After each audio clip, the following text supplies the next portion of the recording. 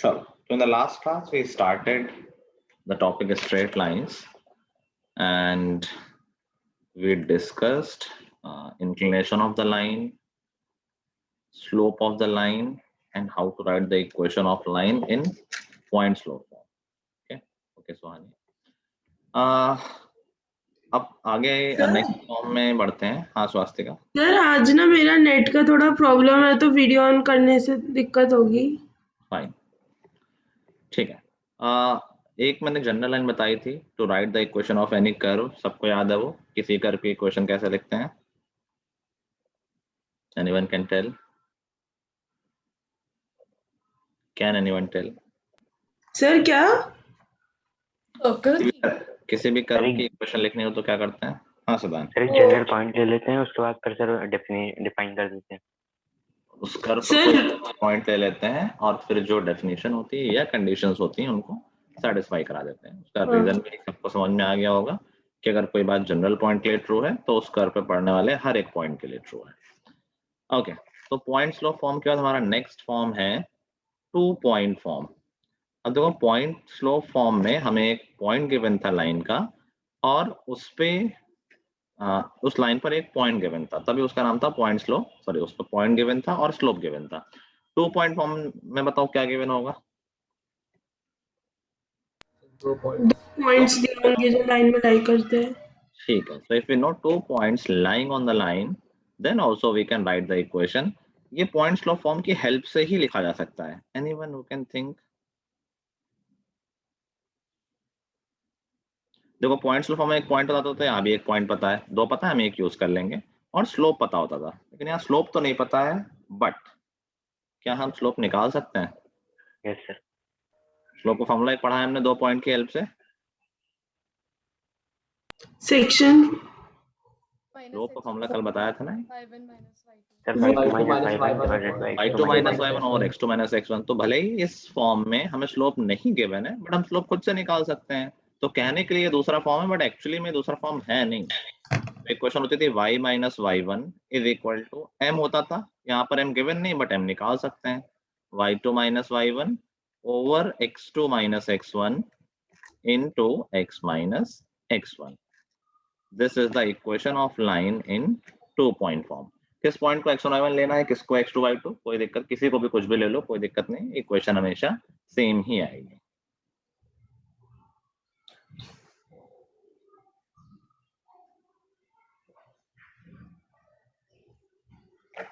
Question लिखो. Right the equation of line. Right the equation of line passing through -1, 4 -1, 4 and 2, 3.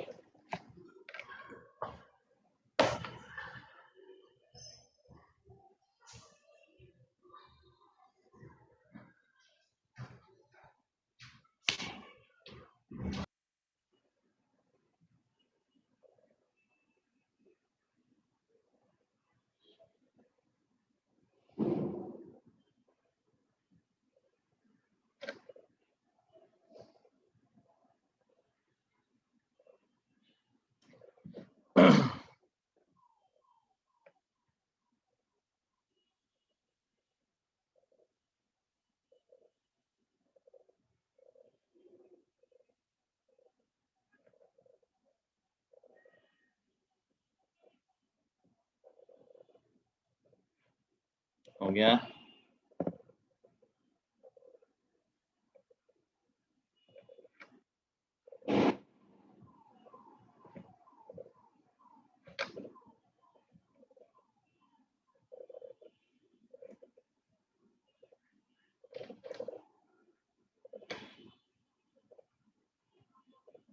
हो गया. Okay, बताओ Rishabh, equation क्या है? 3y plus x is equal to 11. 3y plus x plus 3y is equal to 11 लिख दो. क्या सबकी यही इक्वेशन आई है? क्या सबकी यही इक्वेशन आई है?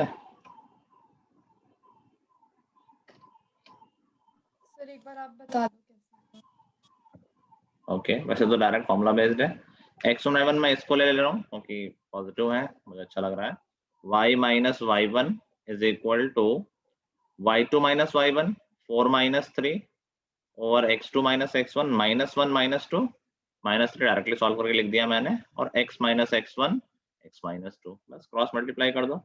माइनस 3 से ऊपर मल्टीप्लाई होगा, minus 3y plus 9 is equal to 4 minus 3 तो 1 ही बचेगा, तो x माइनस 2 y वेरिएबल एक साइड ले लेते हैं, नंबर एक साइड, तो x plus 3y is equal to 11।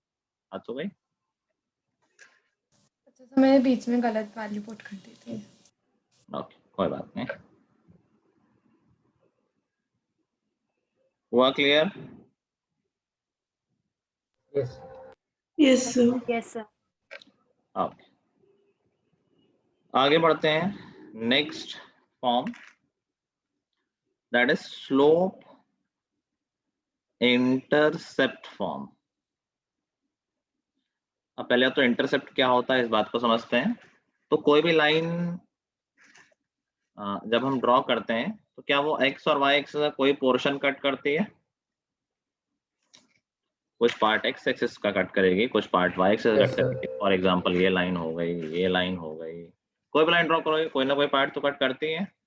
तो एक लाइन x एक्सिस का जो पार्ट कट करती है उसको बोलते हैं x इंटरसेप्ट, और जो y एक्सिस का पार्ट कट करती है उसको बोलते हैं y इंटरसेप्ट।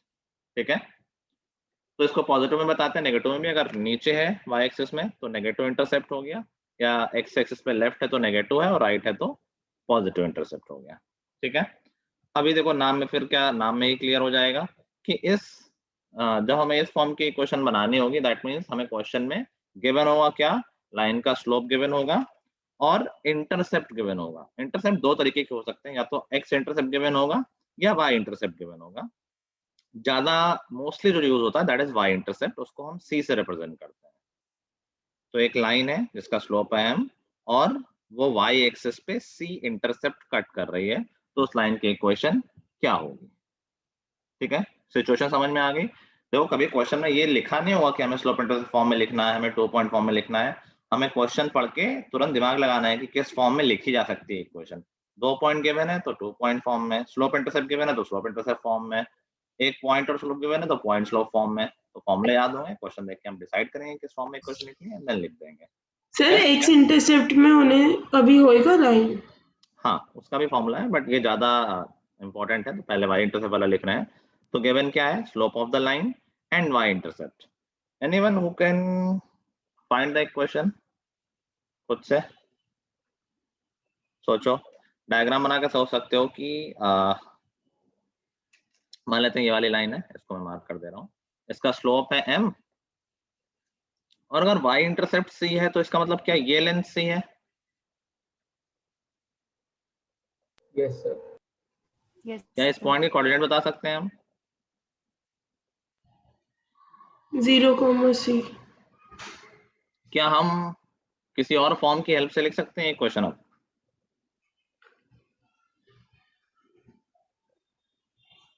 लाइन का हमें स्लोप पता है और लाइन पर कोऑर्डिनेट पॉइंट पता है, लाइन पर एक पॉइंट भी तो मालूम चल गया। अभी लाइन पर ही तो है 0,c।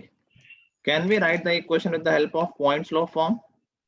यस Yes, तो लिख sir. लेंगे, तो जब हम लिखेंगे तो यहाँ फाइनली बन के आएगा y is equal to mx plus c. These are formula kind of things कि डायरेक्टली हम याद रखेंगे कि हाँ ऐसे इक्वेशन लिखते हैं। This is the equation of line in slope intercept form. Very very common form, भी बहुत यूज होता है, y is equal to mx plus c।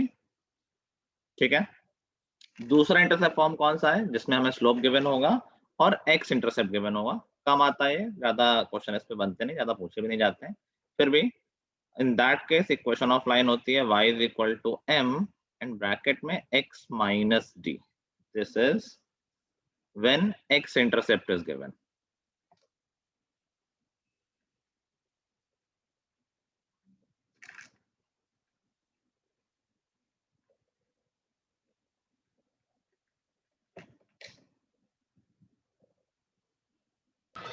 Sir intercept जैसे y इंटरसेप्ट का मतलब कि मतलब डिस्टेंस ओरिजिन से जिस पॉइंट पे वाई एक्सिस को कट करती है लाइन, है ना? बिल्कुल। ठीक है।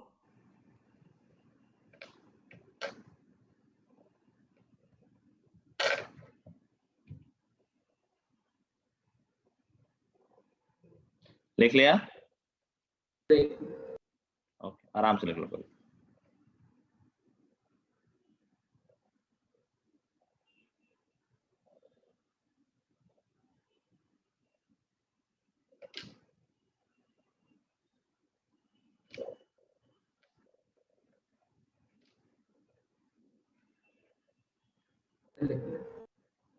ओके, और कोई लिख रहा है? No, sir. लिखो question. Find the equation of line, find the equation of line which is making an angle of, which is making an angle of 45 degree with positive direction of x-axis, with positive direction of x-axis, and cutting an intercept of 4 units below y-axis, cutting an intercept of 4 units below y-axis.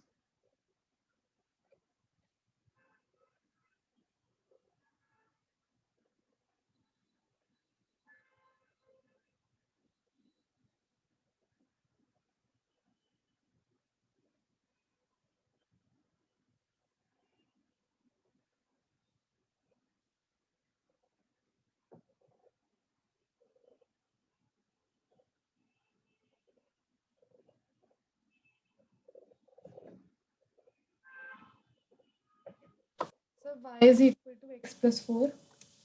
Y is equal to x plus 4. और कोई?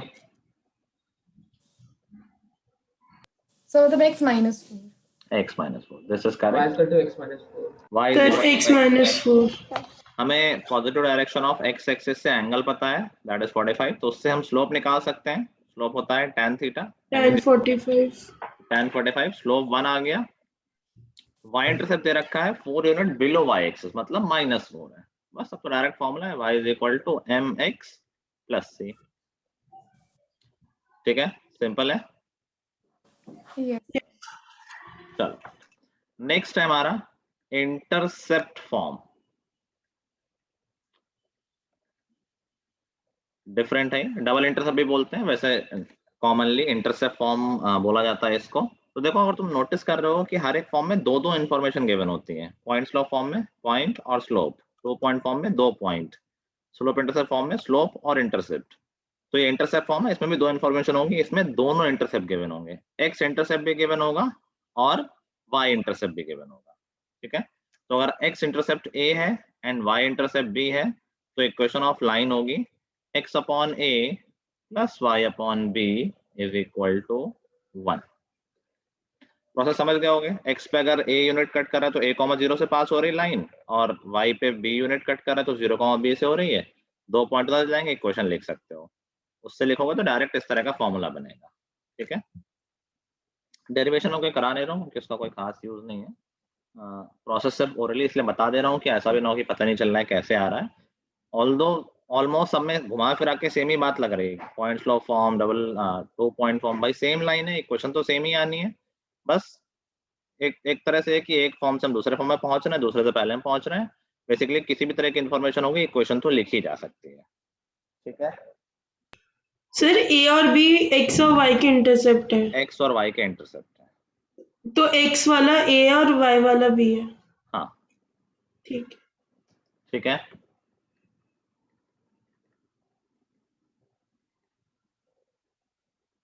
Sir तो हम कोई भी variable ले सकते हैं, जैसे पिछले उसमें हमने x इंटरसेप्ट को d लिया था। ये सब कन्वेंशन है जो ऑलरेडी बुक में है, जो यही यूज होती हैं, फॉर्मूले ऐसे ही बने हुए हैं, ओके सर। तो कोई भी नहीं ले सकता है। इसी तरह से हर बुक में ऐसा ही लिए हुए हैं, तो एक काइंड ऑफ कन्वेंशन बन चुकी है ना कि यही लेना है तो नाम ही वैसे, लेकिन जब हर जगह ये यूज हो रहा है तो हमें भी ये यूज करना है। Okay sir. ठीक, एग्जाम्पल इसमें क्या है कि आप डायरेक्टली बोल सकते हैं कि x पे मान लो 3 कट कर रहा है, y पे 5 कट कर रहा है, इक्वेशन क्या बनेगी x/5 या x पे 5 और y पे 3 है तो y/3 is equal to 1, as simple as that. ठीक है, Yes, sir. ओके। एक लास्ट फॉर्म और होता है,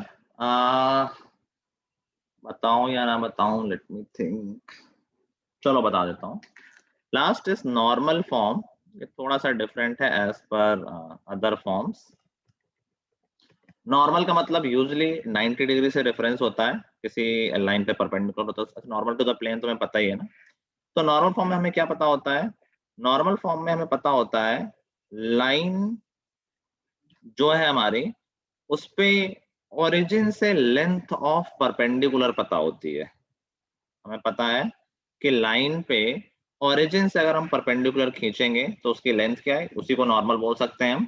तो ये लेंथ गिवन होगी, इसको p से रिप्रेजेंट करते हैं, और ये नॉर्मल x एक्सिस से जो एंगल बना रहा है वो पता होता है, उसको ओमेगा से रिप्रेजेंट करते हैं। w जैसा होता है, ओमेगा पढ़ते हैं इसको। तो हमें दो इंफॉर्मेशन यहाँ भी गिवन है, क्या, length of normal from origin to the line, length of perpendicular from origin to the line, and omega is angle made by line with x-axis. ठीक है, so in that case equation of, हाँ sir ये जो W वाला जो angle है वो ऊपर भी तो बन सकता है ना? कोई एंगल तो बन ही रहा है, बट ओमेगा हम इसको लेते हैं जो एक्स एक्सिस से बन रहा होता है। अच्छा Okay. अच्छा, तुम कह रहे हो कि लाइन अगर दूसरे साइड होगी लेते, लेकिन हम एक्स एक्सिस, मान लो ऐसी लाइन होती तो यहाँ पर ये नॉर्मल बन रहा है, यस सर। उस समय ओमेगा क्या होगा, फिर ये वाला ओमेगा होगा, एक्स एक्सिस से जो एंगल बन रहा है। Okay sir. ठीक है, मतलब नेगेटिव एक्स एक्सिस से नहीं ले सकते ना? Positive X axis. चलो, सो in that case equation of line is written as x cos omega plus y sin omega is equal to p. This is the normal form of the equation of line. एक ही line को हर तरीके से लिखा जा सकता है।